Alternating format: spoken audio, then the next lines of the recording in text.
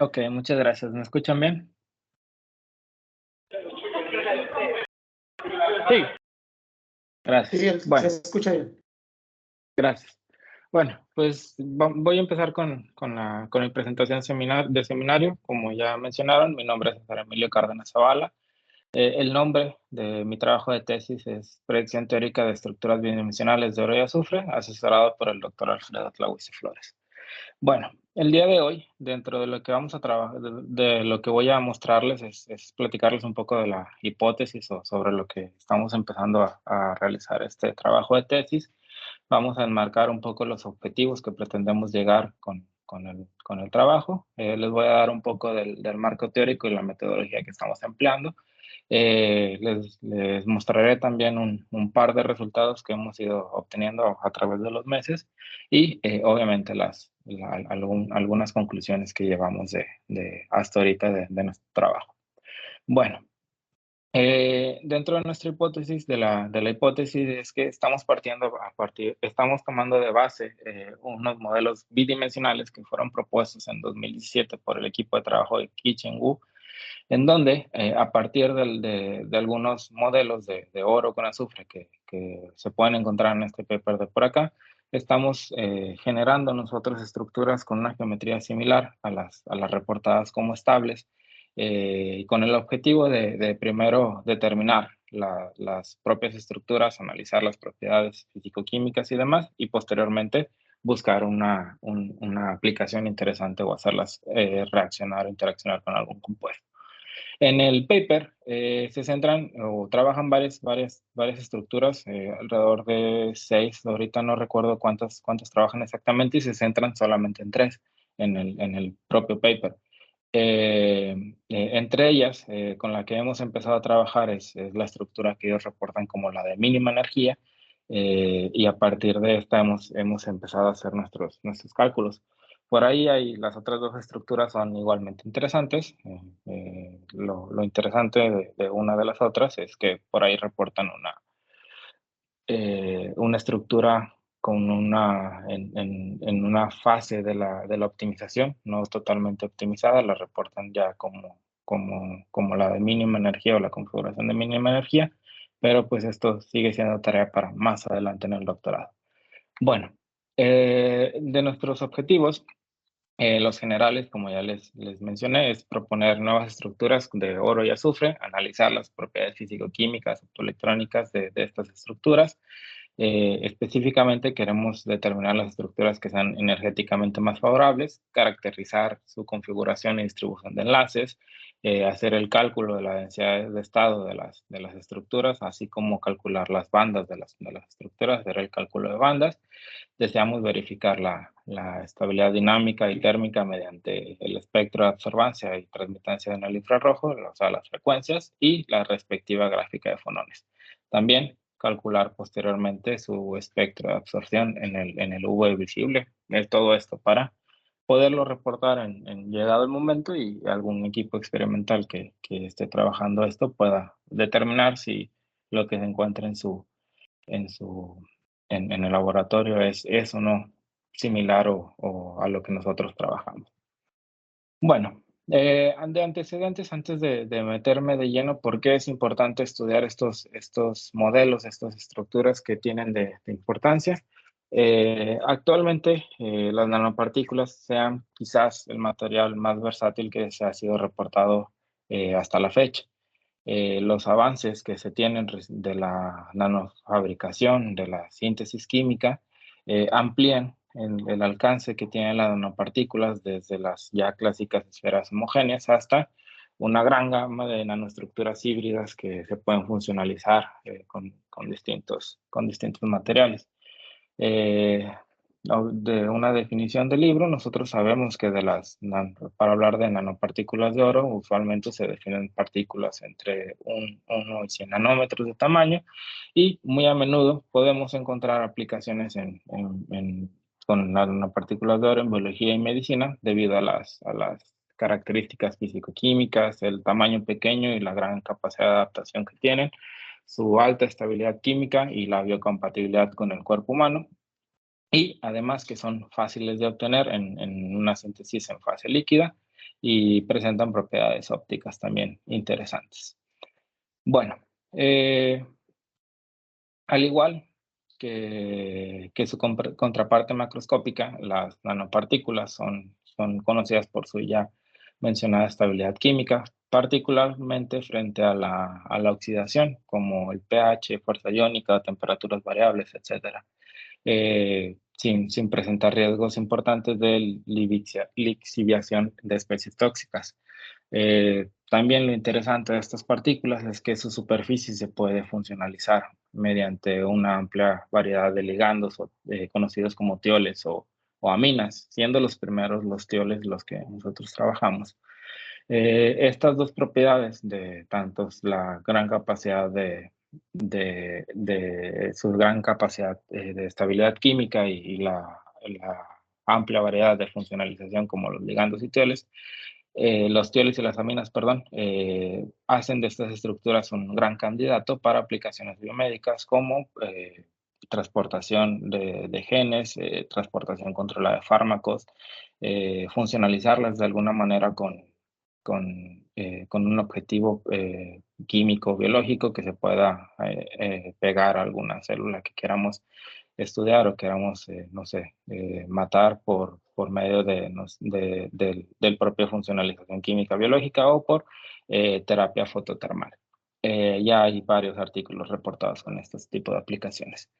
Por otro lado, dejando de lado la parte médica o la parte de la biología, también sabemos que el oro en bulto no presenta gran actividad catalítica. Esta propiedad del oro en bulto en escala macroscópica cambia cuando nos pasamos a la escala nanométrica. Las nanopartículas de oro recientemente han captado la atención debido a las propiedades catalíticas que presentan, mismas que hasta la fecha han sido respaldadas por gran número de investigaciones, tanto experimentales como teóricas, en donde de los patrones o las características que se han encontrado es que gran parte de esta dependencia, de esta actividad catalítica, depende el tamaño y la forma de la estructura. Y se espera que en el futuro las nanopartículas de oro tengan un rol importante en la búsqueda de soluciones energéticas que sean ambientalmente sostenibles y económicamente viables. Bueno, son solamente dos de los, así rápidamente, de las aplicaciones que se le podrían dar en un futuro a estas nanopartículas. Quería mostrar el por qué son interesantes al momento de estudiarlas. Bueno, pasándonos al marco teórico en qué trabajamos nosotros, cuál es nuestra herramienta de trabajo teóricamente.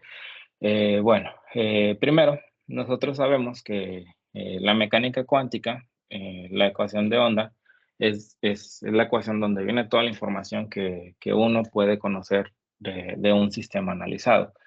Sin embargo, si nosotros intentamos hacer eso computacionalmente, el costo y el procesamiento es demasiado alto, por lo cual se busca teorías alternativas donde podamos reproducir de la manera más fidedigna posible los resultados que uno esperaría encontrar si resolvemos esta ecuación de onda.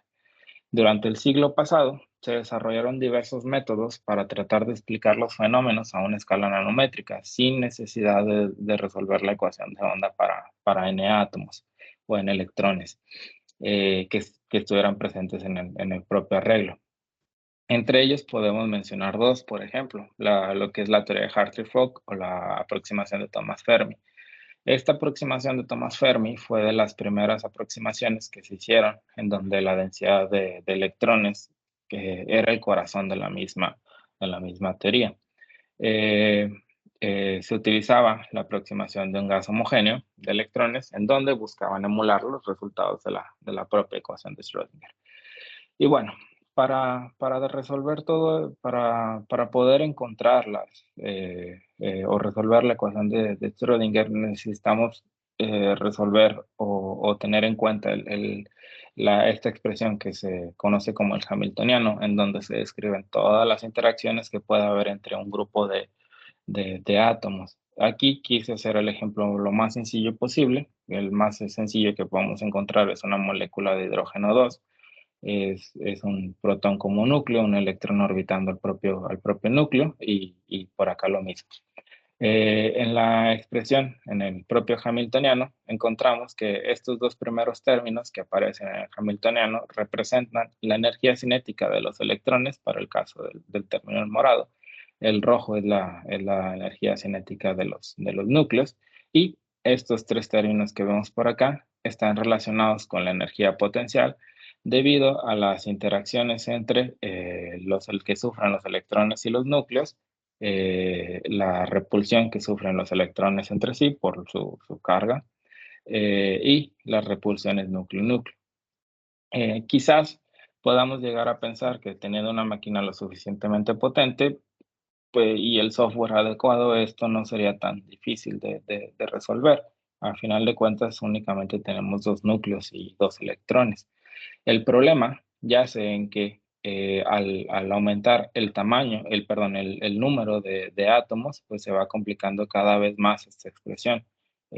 Al meter otro átomo de hidrógeno por acá, pues ya interacciona otro núcleo más, un electrón más con los que ya estaban aquí presentes. Y eso sin mencionar, cuando trabajamos átomos pesados, por ejemplo el oro, que tiene 79 electrones distribuidos en todas sus capas. Sería tomar en cuenta la contribución de cada uno de los 79 electrones con su átomo vecino, con las interacciones que van sufriendo los electrones entre sí por estar ahí en el espacio. Y bueno, la cosa se pone más y más complicada dependiendo el sistema que nosotros trabajemos. Se buscan formas de aproximar o de solucionar esto de una manera más sencilla. La primera de ellas que podríamos nosotros mencionar es la aproximación de Bohr-Oppenheimer, que nos permite, de cierta forma, congelar las posiciones nucleares. Pensémoslo así. Nosotros pensemos que estamos en el punto de vista del electrón. El electrón se está moviendo a velocidades relativistas muy, muy grandes. Y el núcleo, al ser muchísimo más masivo que nosotros, se mueve mucho más lento que nosotros, que somos una partícula a velocidades relativistas. Entonces, si nos fijáramos desde el punto de vista del electrón y volteáramos a ver los núcleos, debido a nuestra velocidad, pareciera que los núcleos están casi estáticos en su posición. Por lo tanto, podemos pues prácticamente despreciar las expresiones que dependan de los propios núcleos, eh, y únicamente definir nuestra expresión hamiltoniana, centrarla en la, la dependencia electrónica. Y bueno, eh, sé que algunos de ustedes que están aquí hoy en la presentación, la teoría con la que trabajan es precisamente DFT. Algunos otros hemos estado en las conferencias de los miércoles, donde ya nos han dado un poco la plática, un poco de qué va el DFT, cuál es la teoría en sí que se trabaja. Al ser la primera vez que lo presento con ustedes, pues quiero poner un ejemplo que en lo personal me agrada más para entender el por qué elegir DFT, y es un ejemplo un poco salido de la caja. Y bueno, algunos de ustedes también trabajan en este campo de física de partículas, reconocerán el gran colisionador de hadrones de CERN, que está dedicado pues a la exploración de partículas elementales. Eh, la imagen que pongo aquí en el lado izquierdo de la pantalla es uno de los múltiples detectores con los que cuenta el colisionador. Es el detector Atlas, si no me equivoco, el cual estuvo implicado en el experimento del bosón de Higgs. Vamos a pensar por un momento en que nosotros somos administradores de este supercolisionador, que no somos científicos. Somos el encargado de la construcción de este aparato enorme, y siendo el encargado estaremos en contacto con consultores externos para que nos apoyen en la toma de decisiones de las cuales nosotros no tenemos idea, no somos expertos. Un día nos reunimos con un grupo de consultores que nos hacen una propuesta interesante. Nos mencionan que el proyecto que tenemos entre manos pues requiere una inversión de millones de dólares. de los cuales nos vamos a poder ahorrar una gran cantidad de este dinero, convirtiendo este enorme detector en un aparato similar a este multímetro de por acá, que en lugar de darnos el voltaje o alguna otra lectura, será capaz de informarnos, no sé, por ejemplo, de la masa del bosón de Higgs. Ellos nos garantizan que la respuesta de este aparato milagroso es exactamente igual a la que obtendríamos al construir esta máquina súper compleja, sin una sola pérdida de información. Y bueno, aquí yo les preguntaría a ustedes, ¿qué es lo qué harían ustedes si llegaran a mostrarles este artefacto maravilloso que reemplazaría al detector Atlas, por ejemplo? ¿Les creerían y seguirían adelante o simplemente los echarían a patadas de la oficina? Bueno, algo similar pasa con el DFT. Tenemos nuestra máquina súper compleja, que es la ecuación de Schrödinger para muchos cuerpos. Supongamos nuevamente que ahora un grupo de teóricos han trabajado en la ecuación de Schrödinger y la han transformado en una ecuación mucho más simple de resolver, que son las ecuaciones de Conchamp. Eh, y que ellos les comentan que puede ser resuelta por métodos matemáticos y paquetes computacionales que en la actualidad tenemos disponibles. Por lo cual, nuestro problema se reduce a generar un sólido, el cual nosotros quisiéramos conocer sus características, ponerlo en esta máquina maravillosa de DFT para resolver esta ecuación y podemos obtener todas las características y propiedades que nosotros deseamos del sólido en cuestión y problema resuelto. Esta ecuación de Conchamp pues se basa en un sistema de electrones ficticios en el cual eh, están definidos. Nada más para hacer nota, ahorita va a aparecer más adelante, este potencial efectivo, que es el potencial de Conchamp, en donde vienen tres diferentes potenciales. Ahorita lo vemos.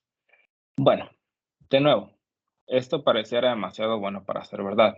Y a lo mejor la reacción sería la misma que en el caso del detector Atlas con este multímetro.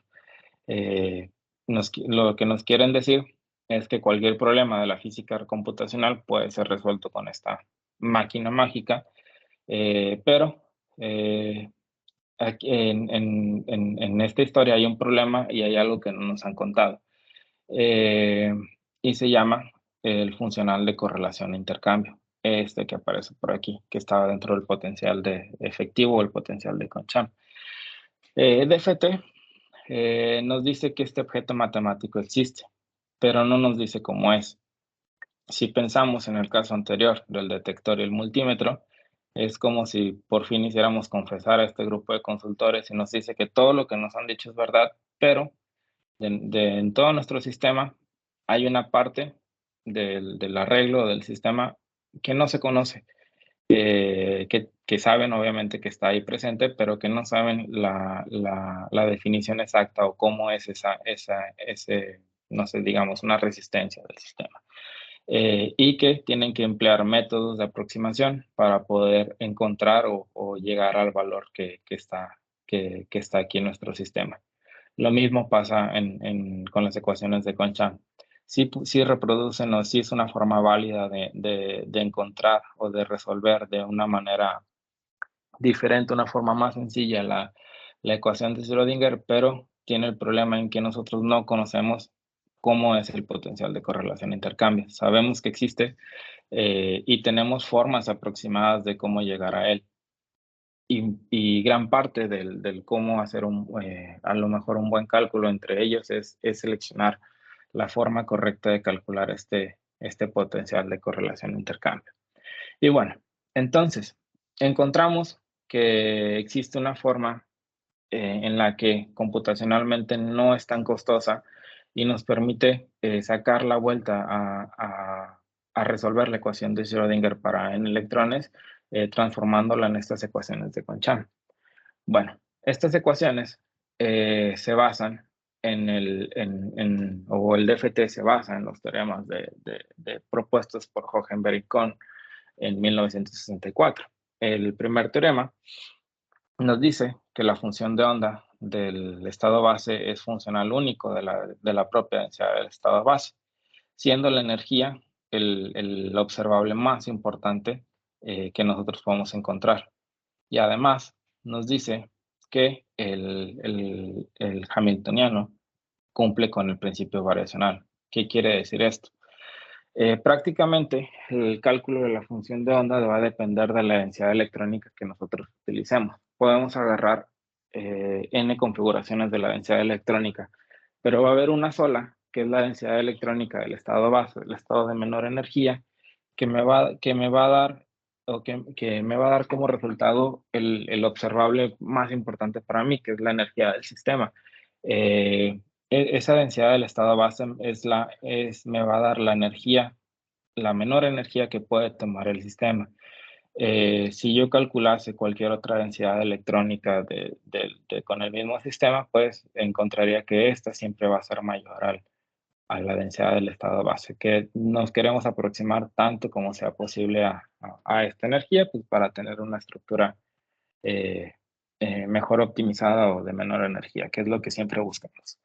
Bueno, la energía la definimos como por un término de energía cinética, por una energía de interacción entre los electrones y los núcleos, y la energía de repulsión colómbica, además de la energía de correlación e intercambio, que vuelve a aparecer ese término que, que, que no conocemos, que tenemos que aproximar y que no les he definido hasta el momento. La energía de correlación e intercambio es debido a la diferencia entre la energía cinética de la molécula real y el sistema de electrones no interactuantes con el cual se construye el DFT con lo que nosotros trabajamos. Este sistema de electrones no interactuantes se refiere a un sistema donde un electrón no siente la presencia de los demás electrones en el propio cristal, en la propia estructura, sino siente como la densidad que estos generan e interactúa directamente con la densidad, no con los electrones.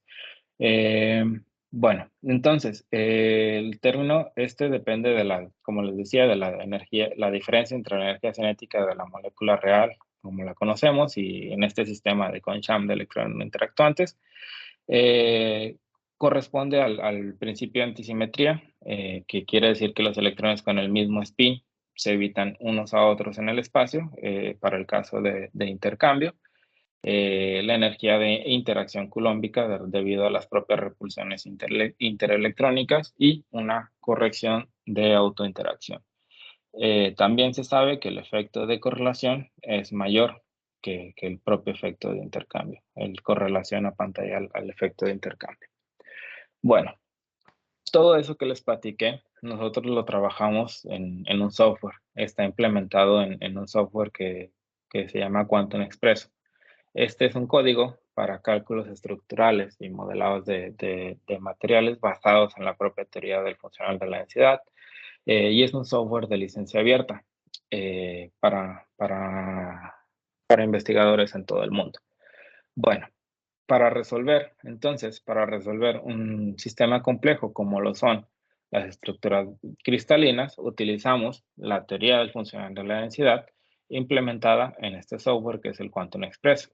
Nosotros usamos hacemos los cálculos usando el potencial de correlación e intercambio de tipo GGA de Perdue-Borg-Herzenhoff, el PB. Este potencial, el Perdue-Borg-Herzenhoff o PB, es el que nos va a dar la aproximación de ese término que conocemos de correlación e intercambio. Actualmente es muy utilizado para cálculos de nanoestructuras, moléculas o sólidos, y se ha demostrado muchas veces que tiene una buena concordancia entre el experimento y la parte teórica del mismo. Bueno, aquí en la parte derecha les dejé una captura de pantalla más o menos para que vean cómo se trabaja con el software. Obviamente, Quantum Express no tiene una interfaz gráfica. Lo que nosotros tenemos que meter es un archivo de entrada en donde metemos los parámetros de nuestro cálculo, convergencias, por ejemplo, la parte estructural de nuestro cristal, los tipos y números de átomos, la parte también de las posiciones atómicas, las elementos o especies atómicas que están presentes en la estructura, entre otras cosas que podamos ir definiendo aquí. Esto pues prácticamente es el archivo de entrada que toma Quantum Expresso para poder realizar el cálculo y pues es la pieza fundamental. A partir de esto pues vamos a calcular y obtener los resultados. Y bueno, dentro de la metodología, pues hay que seguir una serie de pasos. Me imagino que en algún punto de nuestras vidas todos hemos hecho cocinado y seguido una receta de cocina. Sabemos que hay que seguir una serie de pasos para la receta. Y aquí más o menos es lo mismo. Lo que hacemos es seguir una serie de pasos que debemos de respetar de cierta manera, al menos en los primeros tres. Los últimos tres ya depende del alcance o de lo que ustedes quieran conocer de su estructura, pero estos primeros tres pasos sí es altamente recomendable el seguirlos.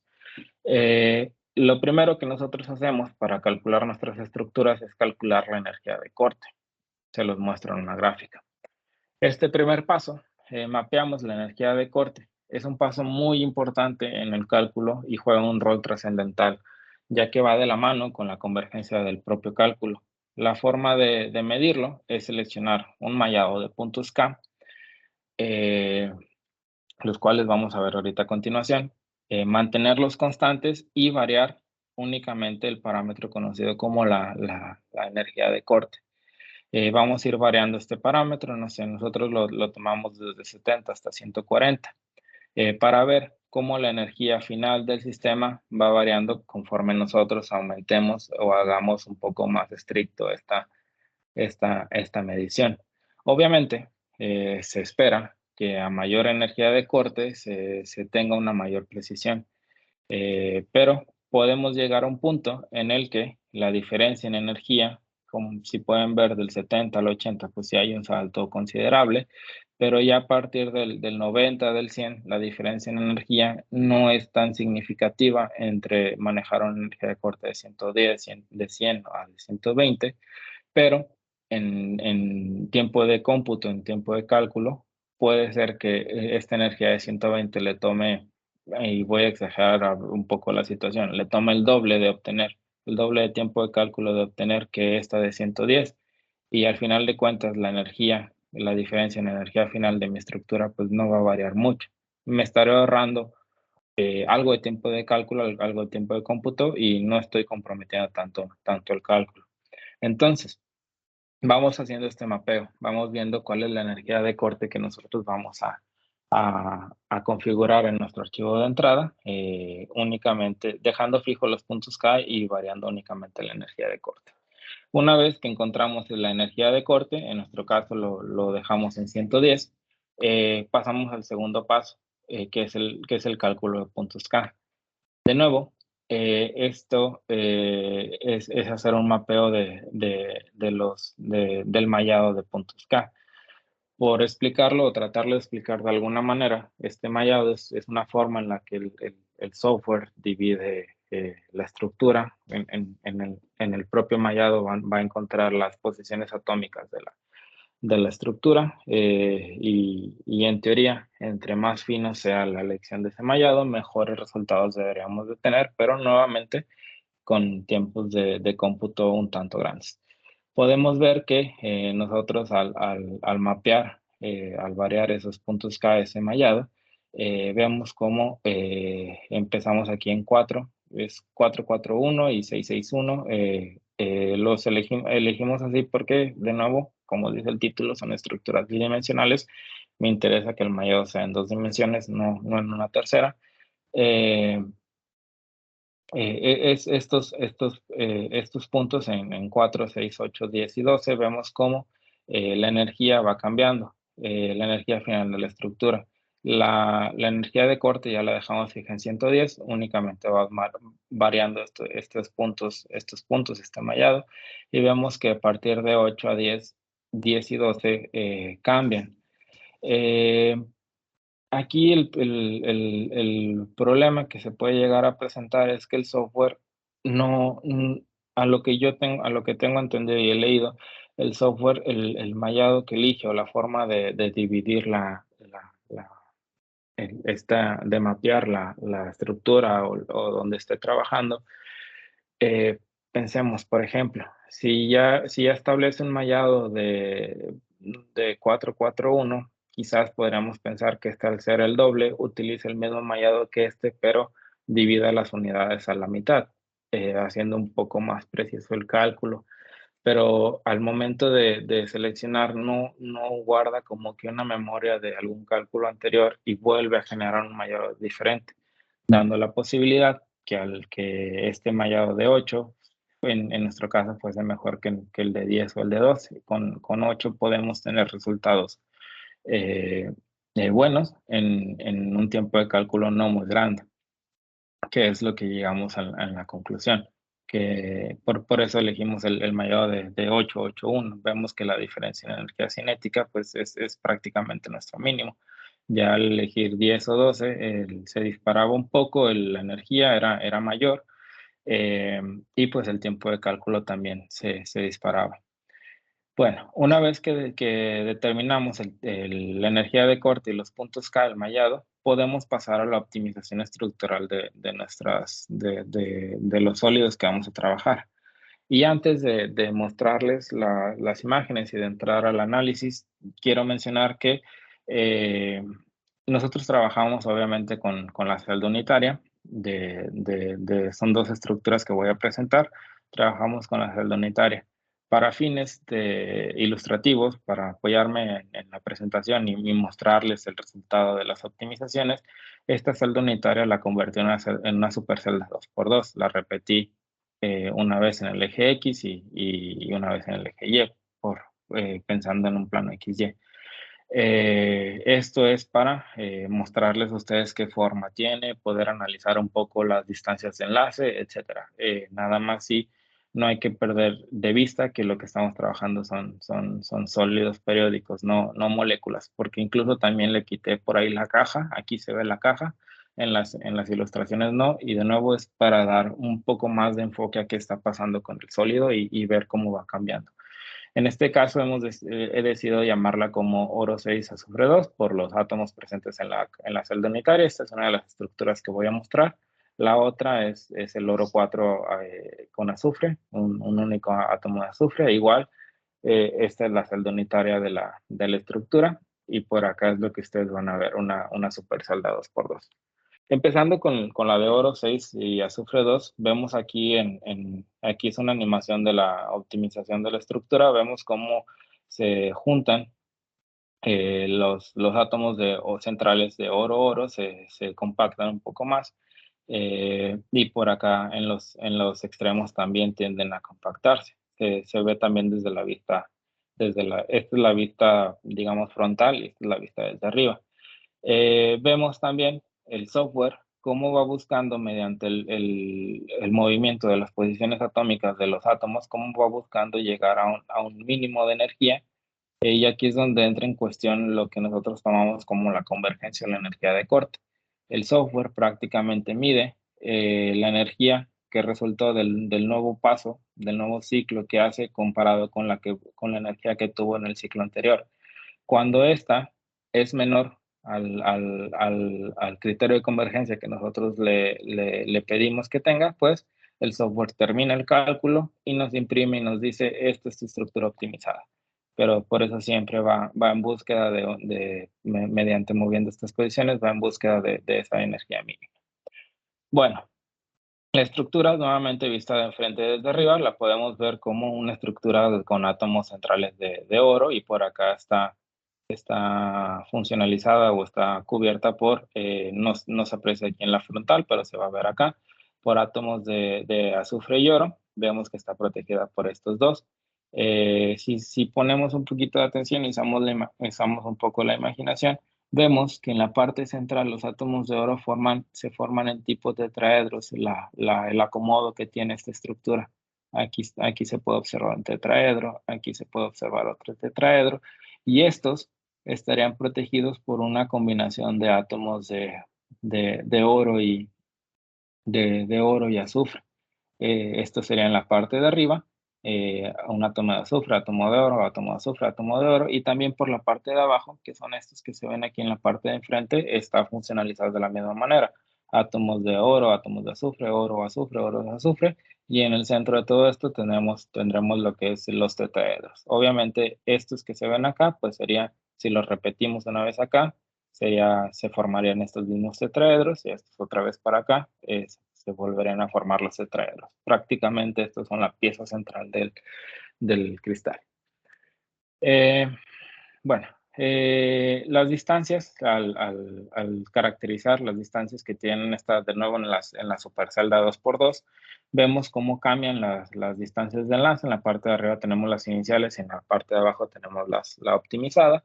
Vemos que las distancias de enlace inicial en los átomos, en el caso del oro y el azufre, se alargan un poco. Tenemos distancias desde 2.1 hasta 2.6 y fracción, y estas se estandarizan alrededor del 2.4 y del 2.6, mientras que en las del oro también sufren un alargamiento, y en donde teníamos distancias anteriormente desde 2.3 hasta casi 3, y empezamos a encontrarlas en la distancia característica del enlace oro-oro, que es el 2.72 aproximadamente, hasta casi 3. Vemos también un alargamiento de las propias distancias entre los átomos de oro. Esto es por la parte estructural del primero. El segundo, este es un poco, está interesante porque empieza como una estructura planar, como un plano de átomos de oro y un átomo de azufre aquí en la parte de arriba. Podemos ver cómo al momento de irse optimizando, esta estructura se va haciendo una estructura tipo zigzag. Eh, pues, desde la parte frontal, en la parte superior vemos cómo se juntan o se van agrupando más los átomos de oro y oro. Y pues aquí es nuevamente la gráfica de cómo el software busca la convergencia, la optimización de la misma estructura.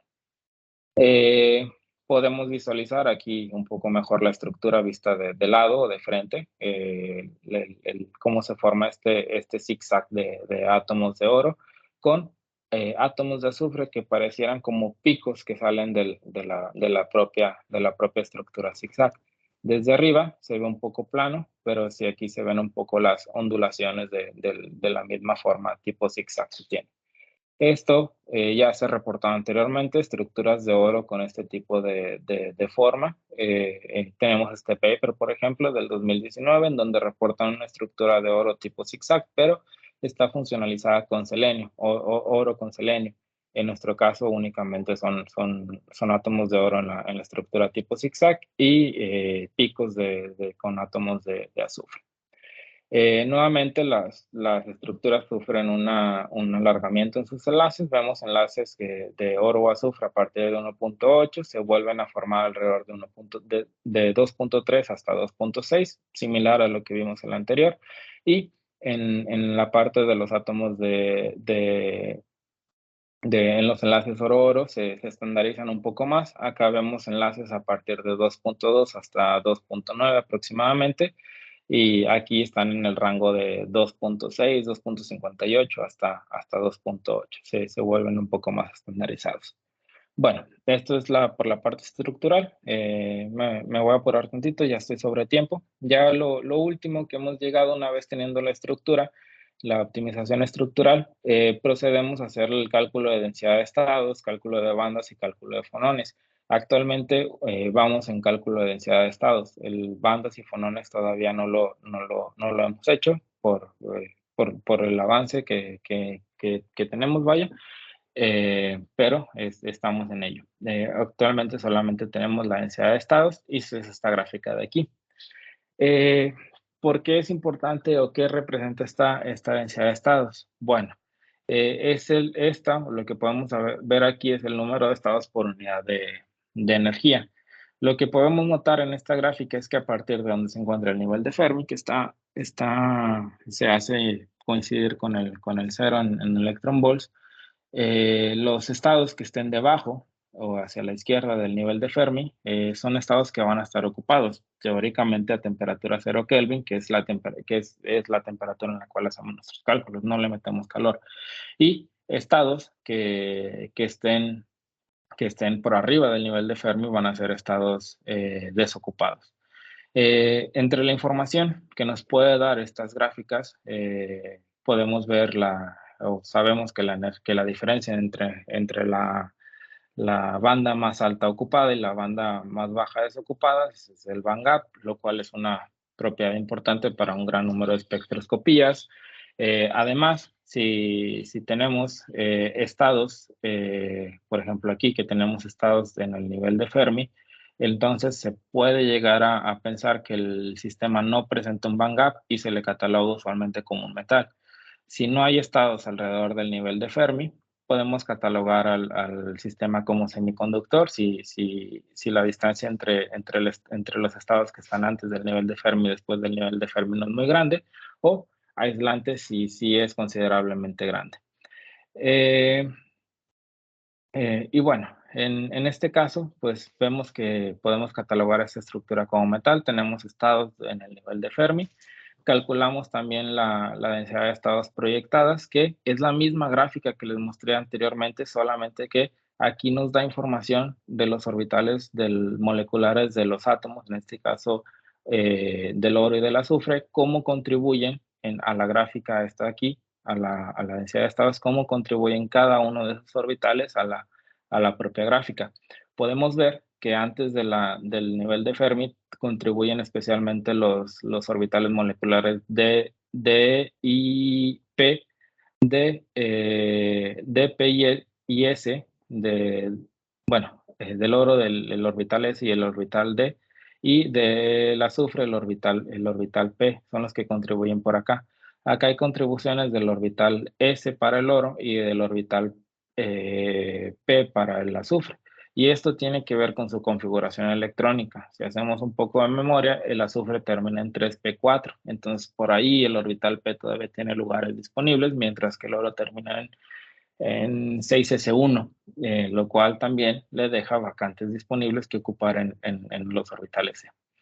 De nuevo, podemos ver aquí, ahora esta es la gráfica del tipo zigzag, el oro 4 con un azufre. Podemos ver aquí que justo en el nivel de Fermi no tenemos estados, pero la diferencia entre el estado que está antes del nivel de Fermi y cuando empieza a haber estados después del nivel de Fermi es muy pequeña, por lo que podemos considerarlo esto como un semimetal, ya que de haber un band gap no es muy grande, va a ser un band gap pequeño. De nuevo, la misma historia que en el anterior, tenemos los mismos átomos implicados. Anterior al nivel de Fermi, vemos contribuciones de los orbitales D y S del oro y el P para el caso del azufre y más allá del nivel de Fermi, los mismos orbitales desocupados por la configuración electrónica. Los P para el azufre y los S para el oro, que es donde por ahí hay vacantes. Bueno.